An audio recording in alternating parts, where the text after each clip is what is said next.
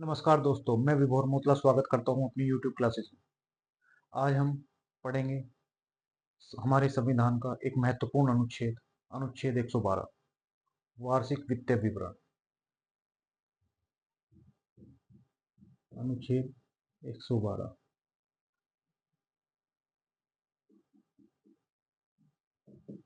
वार्षिक वित्तीय विवरण या बजट। आम भाषा में हम इसे बजट कहते हैं। तो सबसे पहले हम देखते हैं बजट होता क्या है, ये बजट शब्द कहाँ से आया। ठीक है, तो ये जो बजट शब्द है, बजट शब्द फ्रेंच भाषा का शब्द है।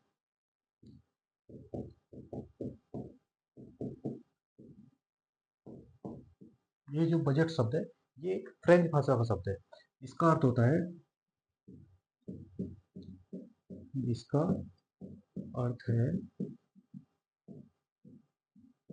चमड़े का थैला। ठीक है, तो ये बजट शब्द कहाँ से लिया गया? एक फ्रेंच भाषा का शब्द है। इसका अर्थ होता है चमड़े का थैला। ठीक है, हमारे संविधान में अनुच्छेद 112 में बजट शब्द का जिक्र नहीं है। इसके स्थान पर जो शब्द का प्रयोग किया गया है वो है वार्षिक वित्तीय विवरण। ठीक है, तो हमारे संविधान में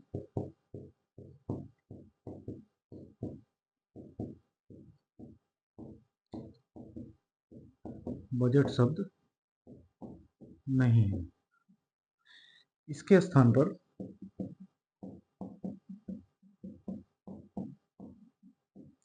वार्षिक वित्तीय विवरण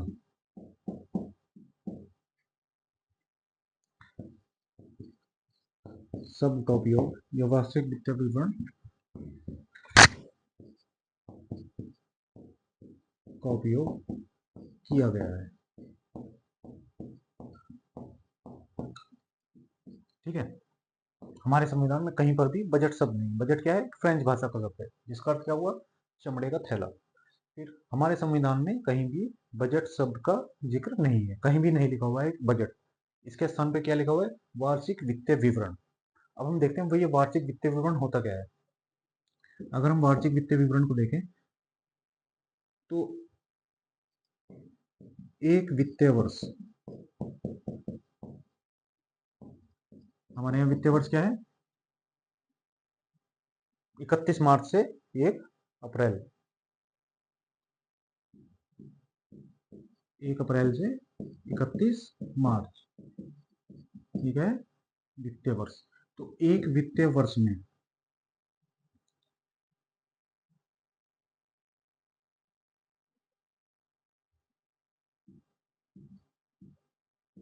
कुल आय और कुल व्यय का लेखा जोखा। ठीक है, क्या है? वित्तीय वार्षिक वित्तीय विवरण कहलाता है। तो मतलब एक साल में कब से कब तक? 1 अप्रैल से, 1 अप्रैल से लेके मान लिया यहाँ से 1 अप्रैल से शुरू हुआ और ये पूरे साल में 31 मार्च तक, इस पूरे साल में सरकार के पास कितना धन आएगा? ठीक है, कितना धन आएगा और सरकार उस धन को कहाँ कहाँ पे खर्च करेगी। तो ये क्या हो गया? हमारे पूरे साल का जितने का भी धन सरकार प्राप्त करेगी अलग अलग माध्यम से, और जहां जहां पे जिस विकास कार्य में खर्च करेगी, उसका लेखा जोखा क्या कहलाता है? वार्षिक वित्तीय विवरण। ठीक, एक बजट को देखकर हम ये पता लगा सकते हैं कि अगले एक साल में, आने वाले एक साल में कोई भी देश किस दर से विकास करेगा, किस क्षेत्र में कितना पैसा डाला जाएगा, कहाँ कम डाला जाएगा, कहाँ ज्यादा डाला जाएगा, कौन किस क्षेत्र में अधिक विकास होगा, किस में कम विकास होगा। तो ये किससे पता चल कर सकते हैं? वार्षिक वित्तीय विवरण से, बजट से। ठीक है, अगर हम इसका इतिहास देखें, बजट का अगर इतिहास देखें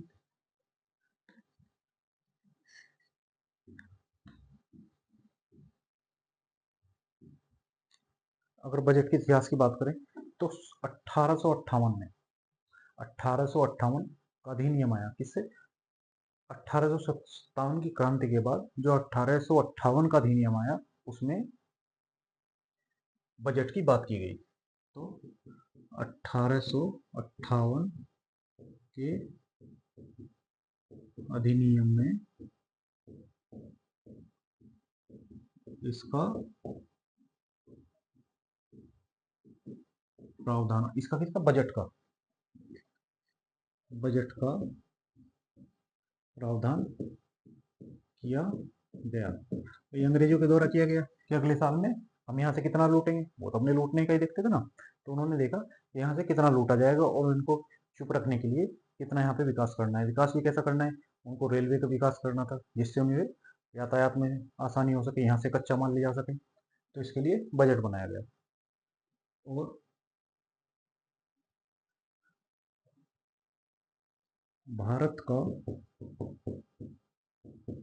प्रथम बजट 1860 में जेम्स विलियम्स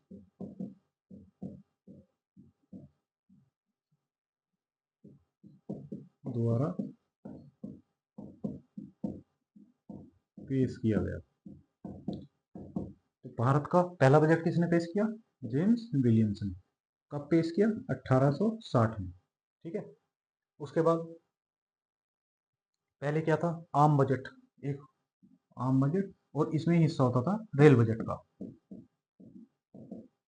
ठीक है, ये आम बजट हो गया। तो इसका आम बजट का एक हिस्सा होता था रेल बजट का। लेकिन 1921 में 1921 में एक समिति बनाई गई, एक वर्ग समिति। उसकी सिफारिश पर 1924 से, कब से? 1924 से आम बजट और रेल बजट दोनों को अलग अलग कर दिया गया। पहले क्या था? आम बजट में रेल बजट का एक हिस्सा था, तो आम बजट में ही पेश हो रहा था। अभी क्या कर दिया गया? 1924 से आम बजट को, रेल बजट को अलग अलग कर दिया गया। तो इसको भी लिखेंगे।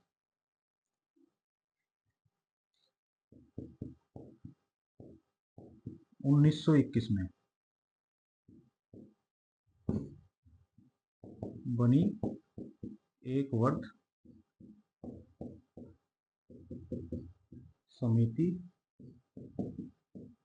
की सिफारिश पर 1924 से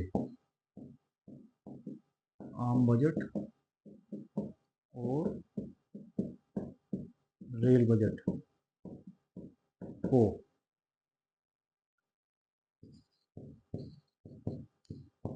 अलग कर दिया गया। ठीक है, यहाँ तक समझ आ गया। पहला बजट जो पेश हुआ वो 1860 में जेम्स विलियम द्वारा।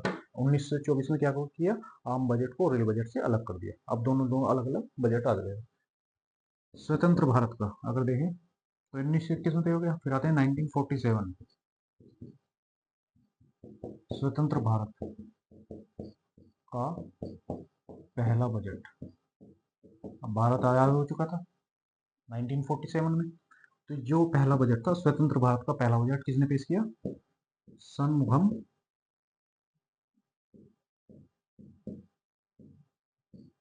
चेट्टी।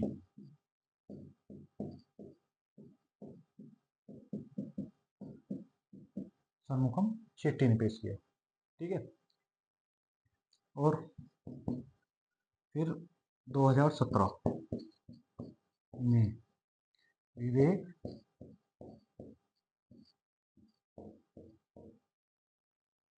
देवराय समिति, एक समिति बनी विवेक देवराय समिति, अभी मोदी जी के कार्यकाल में, और की सिफारिश पर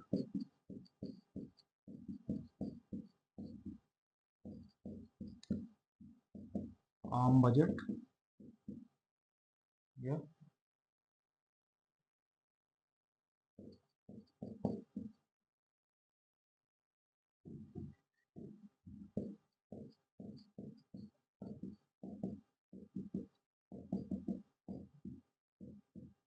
विलय कर दिया गया।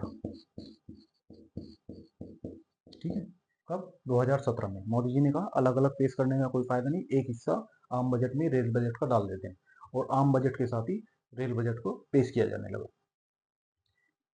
ठीक, ये हो गया इसका इतिहास। एक और चीज डाल लेना इसमें कि पहली महिला जिसने बजट पेश किया वो थी हमारी इंदिरा गांधी जी। ठीक है,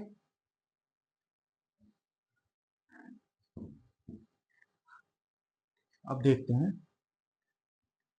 बजट जब पेश होता है तो क्या क्या चरण होते हैं उसको पास कराने के संसद से। ठीक है, बजट पेश कराने के लिए कौन कौन से चरण होते हैं?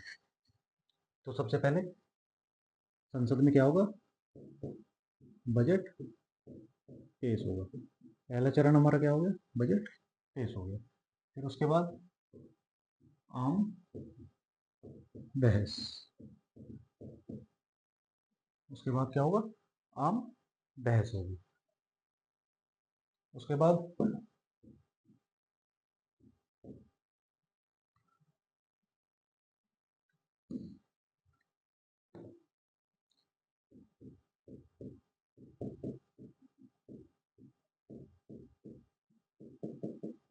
विभागीय समितियां जांच करेंगी। उसके बाद अनुदान मांगे रखी जाएंगी। उसके बाद विनियोग विधेयक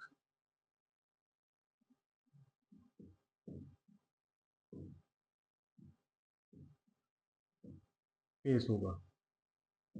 और उसके बाद अंतिम चरण। अंतिम चरण में क्या होगा? वित्त विधेयक को पास कर देगा।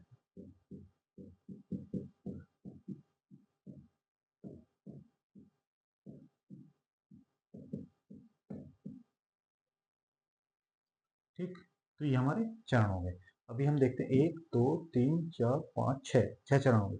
सबसे पहले क्या? बजट को पेश करेंगे। ठीक है, तो पहला चरण देखते हैं, बजट का पेश होना। पहला चरण क्या होगा? बजट का पेश होना। ठीक है, तो हमारे संविधान में बताया गया है कि बजट को कौन पेश करेगा। ठीक, ये किसकी जिम्मेदारी है बजट पेश करने की?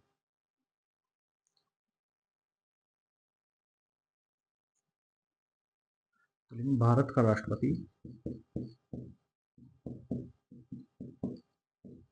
राष्ट्रपति प्रत्येक भारत का राष्ट्रपति क्या करे? प्रत्येक वित्तीय वर्ष के लिए प्रत्येक वित्तीय वार्षिक वित्तीय वर्ष के लिए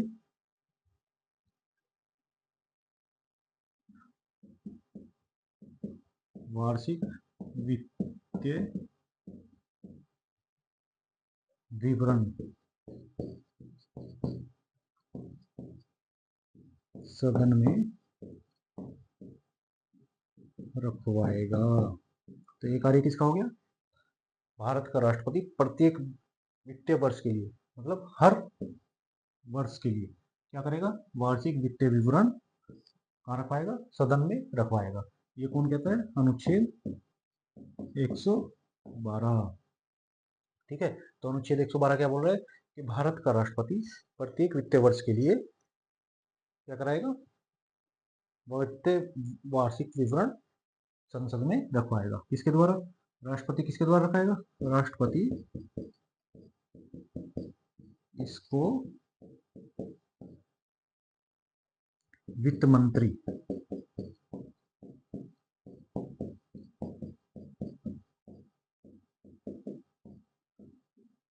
रखवाता है। ठीक है, भारत किसके द्वारा? भारत राष्ट्रपति वित्त मंत्री के द्वारा बजट को संसद में रखवाएगा। ठीक है, ठीक है। अगर इसके समयावधि की बात देखें तो 2017 तक इसे फरवरी के अंतिम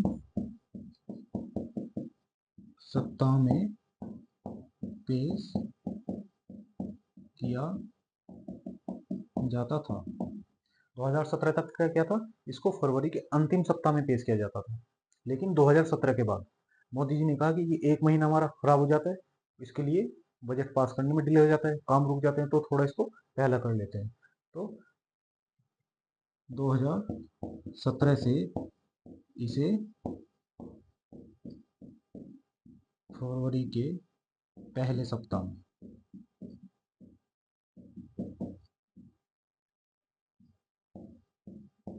पेश किया जाने लगा। ठीक है, कब से? फरवरी 2017 से इसको 1 फरवरी मतलब फरवरी के पहले सप्ताह से पेश किया जाने लगा। ये हो गया हमारा बजट। पहला स्टेप क्या होगा, बजट। इसको क्या करेंगे, राष्ट्रपति सदन में रखवाएगा। किसके माध्यम से रखवाएगा? वित्त मंत्री के माध्यम से लिखवाएगा। ये बात किसमें लिखी है? अनुच्छेद 112 में। 2017 तक क्या था, फरवरी के अंतिम सप्ताह में पेश होता था। 2017 के बाद फरवरी के पहले सप्ताह में पेश होने लगा। तो ये हो गया हमारा पहला चरण। अभी देखते हैं दूसरा चरण।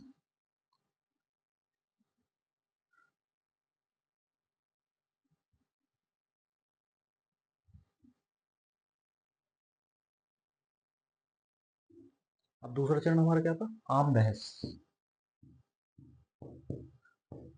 आम बहस। आम बहस में क्या होगा भाई, बजट की कॉपियां, प्रतियां क्या होगा, बाकी सदन के सभी सदस्यों को बांट दी जाएंगी। सभी को एक एक कॉपी दे दी जाएगी और फिर सभी विपक्ष के सदस्य और पक्ष के सदस्यों के बीच बहस होगी। ठीक है, दूसरा चरण क्या हमारा हो गया?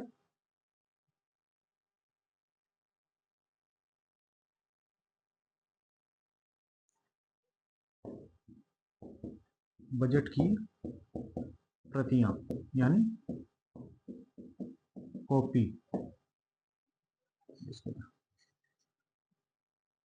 सभी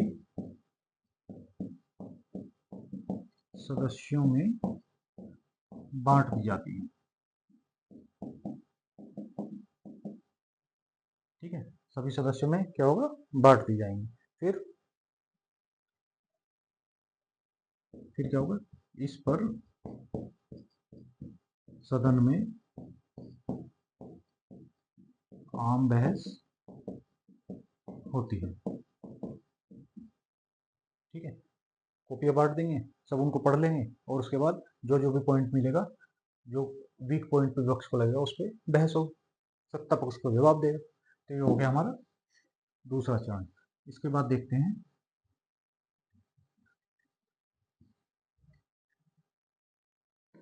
तीसरा चरण।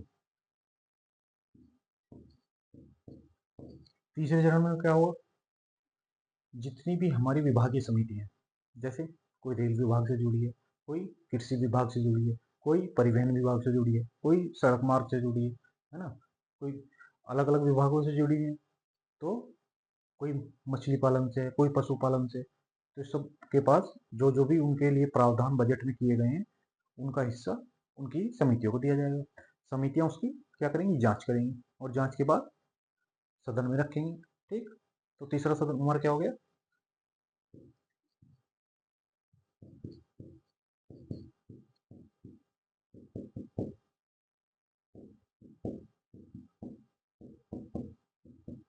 विभागीय समितियों की जांच। ये हमारा हो गया तीसरा चरण। इसमें क्या करेंगे,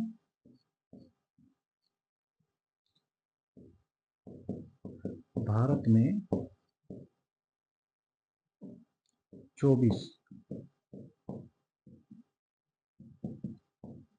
विभागीय समितियां हैं। कितनी है वर्तमान में भारत में? 24 विभागीय समितियां हैं जो इसकी जांच करती हैं। तो भारत में वर्तमान में 24 विभागीय समितियां हैं जो अपने अपने हिस्से की उसमें जांच करेगी। तो ये हो गया हमारा तीसरा चरण। उसके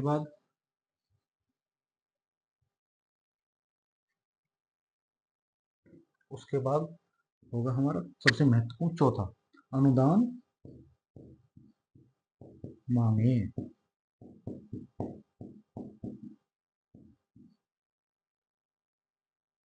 अगर सरकार बजट पेश करेगी तो सबसे जरूरी उसमें किसके लिए बजट पेश होता है? बजट पेश होगा पैसा लेने के लिए, संचित निधि से। भाई विकास तो पैसे से ही होगा ना, खाली पीली तो विकास होगा नहीं। तो उसके लिए क्या करना पड़ेगा? सरकार को मांगे रखनी पड़ेगी। ठीक है, तो संचित निधि से पैसे को खर्च करने के लिए अनुदान मांगे रखी जाती है। ठीक है, हमने संचित निधि पढ़ी थी ना, भारत सरकार की सबसे बड़ी पेटी क्या है? संचित निधि। इसमें क्या है? जो भी पैसा आता है सरकार के पास कर से, जैसे राजस्व प्राप्ति, ठीक है, पूंजीगत प्राप्ति, ये कहाँ होंगी? सब संचित निधि में जमा होंगी। बजट में इससे पैसा निकाला जाता है विकास कार्य करने के लिए। तो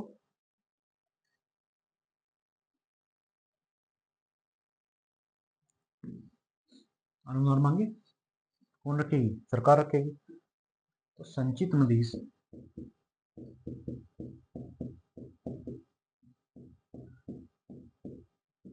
व्यय के लिए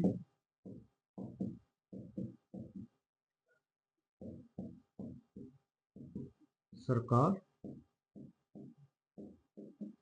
अनुदान मांगे रखती है। ठीक है, सरकार क्या रखेगी? अनुदान मांगे रखेगी। इसमें हमने पिछले लेक्चर में पढ़ा था कि राष्ट्रपति, उपराष्ट्रपति,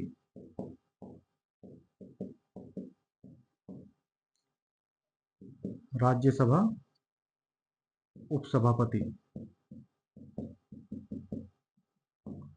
लोकसभा के अध्यक्ष और उपाध्यक्ष,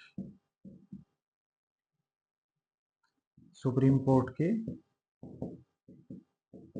न्यायाधीश, ठीक, इन सब का वेतन संचित निधि से दिया जाता है।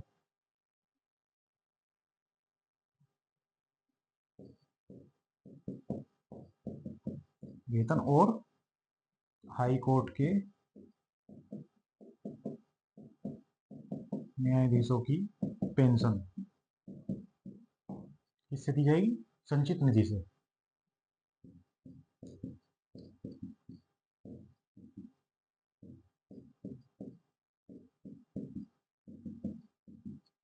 ठीक है, तो इन सब की पेंशन, वो हाई कोर्ट के न्यायाधीश की पेंशन और इन सब की तनख्वाह, वेतन कहां से दिया जाएगा? संचित निधि से। लेकिन इसके लिए मतदान की आवश्यकता नहीं होती। समझे? तो इन सब के लिए जितने भी मैंने लिखे हैं इसमें इसमें इनके लिए मतदान की आवश्यकता नहीं होती। बाकी जो भी और पैसा निकालना पड़ेगा उसके लिए मतदान की आवश्यकता होगी, और उसके लिए हमें क्या रखना पड़ेगा? सरकार को अनुदान मांगे रखेगी। अब सरकार ने अनुदान मांगे रखेगी तो विपक्ष का भी कुछ काम बनता है।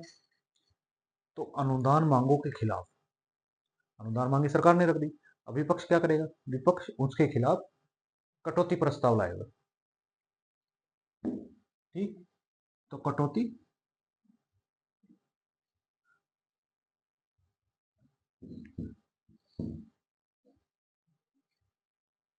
अब देखते हैं। कटौती प्रस्ताव इसे कौन लाता है? सरकार की अनुदान मांगे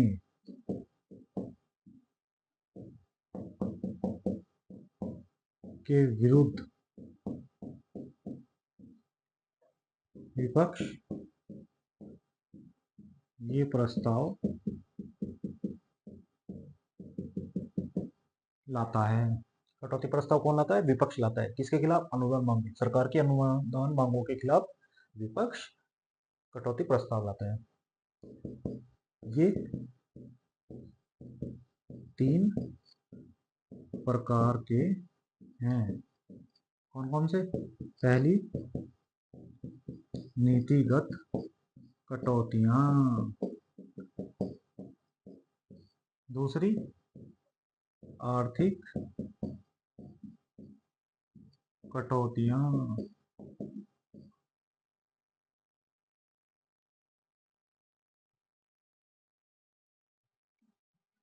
और तीसरी,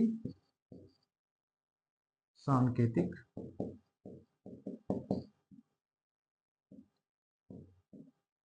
कटौती। ठीक है, तो ये होगी हमारी 3 प्रकार की कटौतियां। इनको कौन लाता है? विपक्ष लेके आता है। तो अभी हम देखेंगे सबसे पहले नीतिगत कटौती। तीनों कटौतियां देख लेते हैं। सबसे पहले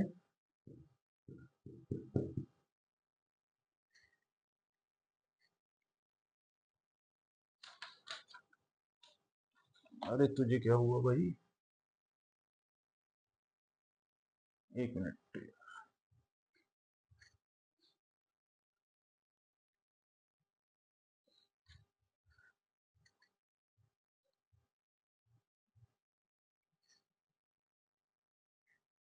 नीतिगत कटौती ये क्या है? विपक्ष 1 रुपए की कटौती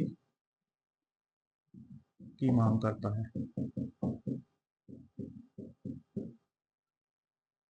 क्या होगा? विपक्ष 1 रुपए की कटौती की मांग करेगा। दूसरी, आर्थिक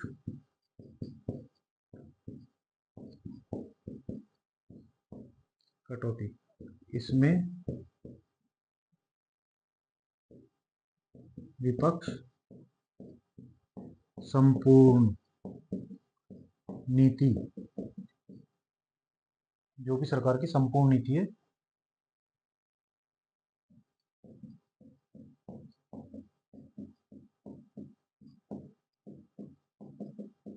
जो भी सरकार ने पूरा बजट बनाया है उसी का ही विरोध कर देगा, संपूर्ण नीति का। तीसरा, सांकेतिक कटौती।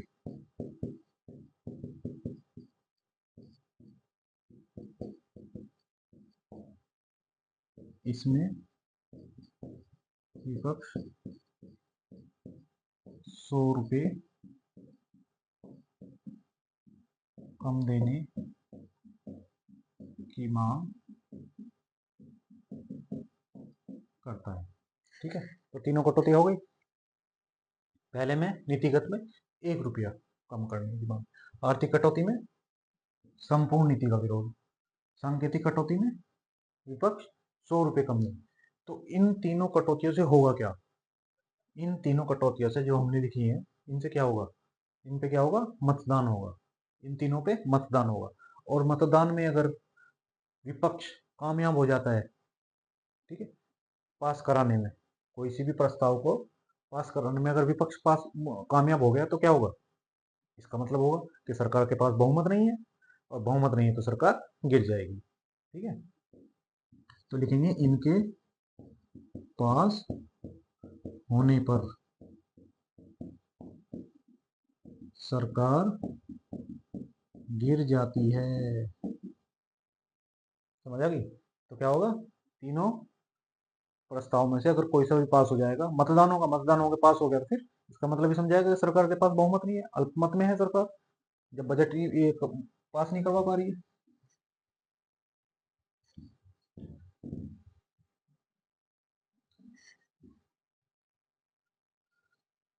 आप अनुदान मांगे रख दी, तो फिर है अपना 5वां, विनियोग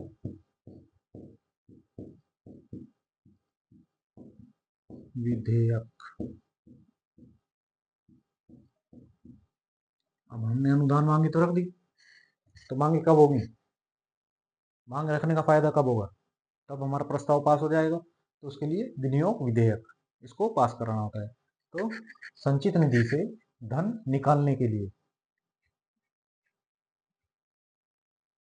संचित निधि से पैसा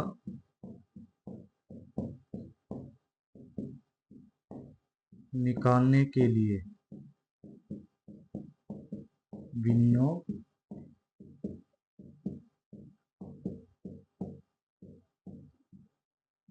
विधेयक आवश्यक होता है।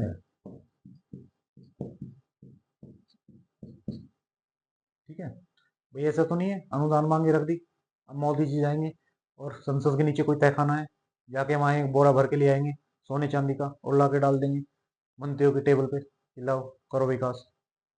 ऐसा तो नहीं होगा। तो क्या होगा, संसद में विनियोग विधेयक पास करना होगा, और जब ये पास हो जाएगा तो आप संचित निधि से पैसा निकाल सकते हो। ठीक है,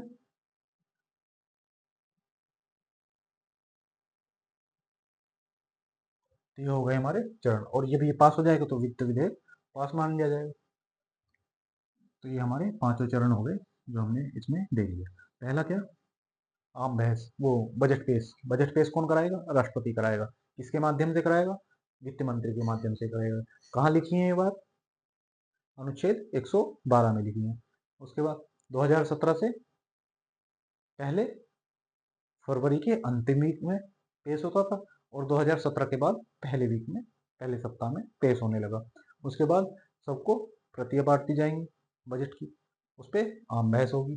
फिर जांच के लिए विभागीय समितियों के पास भेज दिया जाएगा, विभागीय समिति अपने से संबंधित विभाग की जांच करेगी।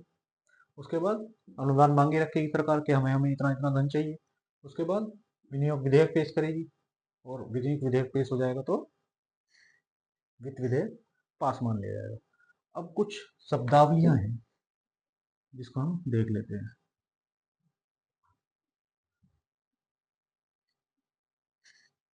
प्रमुख शब्दावलियां, जैसे अनुच्छेद 116 में लेखानुदान,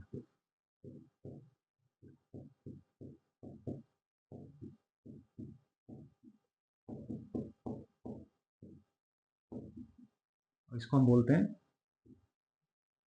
वोट ऑन अकाउंट। ठीक है, इसको वोट ऑन अकाउंट भी बोलते हैं। तो ये किस लिए होता है, अब आप देखिए, बजट पेश होता है फरवरी में,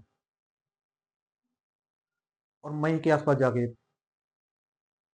पास हो पाता है। तो ये जो 2-3 महीने का बीच में टाइम रहा, तो विकास कार्य इसमें रुक तो सकते नहीं है। ठीक है, और जो है हमारा विकास कार्य चालू करने के लिए क्या चाहिए, पैसा चाहिए। तो उस 2-3 महीने के समय के लिए सरकार को धन की, काम करने के लिए धन की आवश्यकता होती है। तो उस महीनों के लिए कुछ धन सरकार को दे दिया जाता है, उसको बोलते हैं लेखा अनुदान। लिखेंगे बजट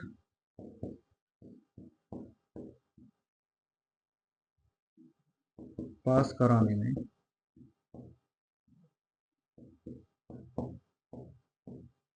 लंबा समय लगता है, साधारणतः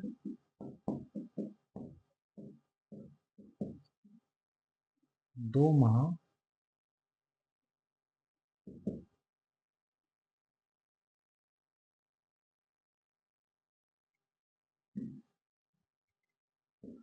सरकार की आगामी वर्ष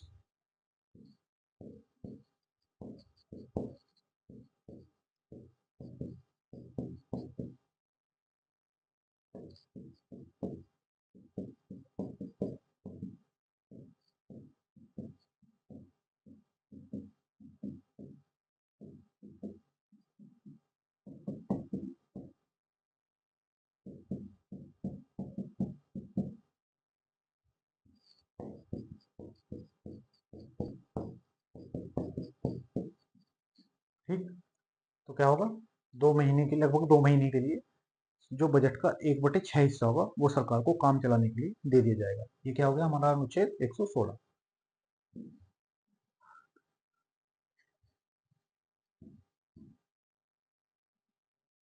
अब देखते हैं अनुपूरक मांगे।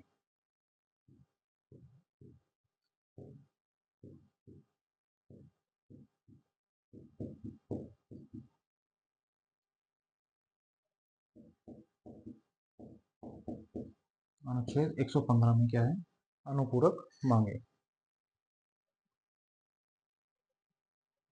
अब मानो सरकार ने कोई काम शुरू कर दिया। आज मैंने माना कि भाई ये काम मेरा 1,000 रुपये में हो जाएगा। मान लो एग्जाम्पल के लिए ये काम मेरा 1,000 रुपये में हो जाएगा। अभी मटेरियल की कॉस्ट मेरी मानो 1 रुपया है, पड़ रही है मुझे, तो ये मेरा 1,000 रुपये में काम हो जाएगा। लेकिन समय गुजरा आधा साल, 6 महीने बाद, 6 माह बाद अंतर्राष्ट्रीय बाजार में तेल के दाम बढ़ गए। और आपको मालूम है जब तेल के दाम बढ़ते हैं तो सभी चीज़ों के दाम बढ़ जाते हैं। तो इसके कारण अब जो मेरी 1 रुपये में पड़ रही थी चीज़, जो कॉस्ट 1 रुपया आ रही थी, वो मुझे आने लगी 1.5 रुपया। अब जब ये लागत, माल की वैल्यू बढ़ी तो लागत भी बढ़ेगी। ठीक है, अब लागत बढ़ेगी तो सरकार को काम पूरा करने के लिए पैसा अधिक चाहिएगा। अब पैसा अधिक चाहिएगा तो अब ऐसा तो है नहीं कि मोदी जी बोलेंगे निकल जाएगा। उसके लिए क्या करना पड़ता है, अनुपूरक मांगे रखनी पड़ती है संसद में। ठीक है, लिखेंगे सरकार को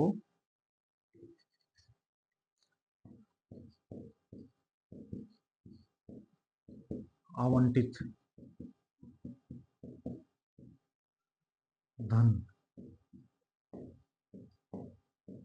पूरे वर्ष के कार्य के लिए कम पड़ जाता है। तो सरकार को धन कम पड़ जाएगा तो सरकार उन खर्चों के लिए अनुपूरक मांगे रखती है। तो क्या हो गया, सरकार फिर क्या रखेगी, अनुपूरक मांगे कि हमें और पैसा दे दीजिए। ठीक, ये होगी हमारी अनुपूरक मांगे। और एक होती है हमारी अनुच्छेद 115 में ही अतिरिक्त मांगे।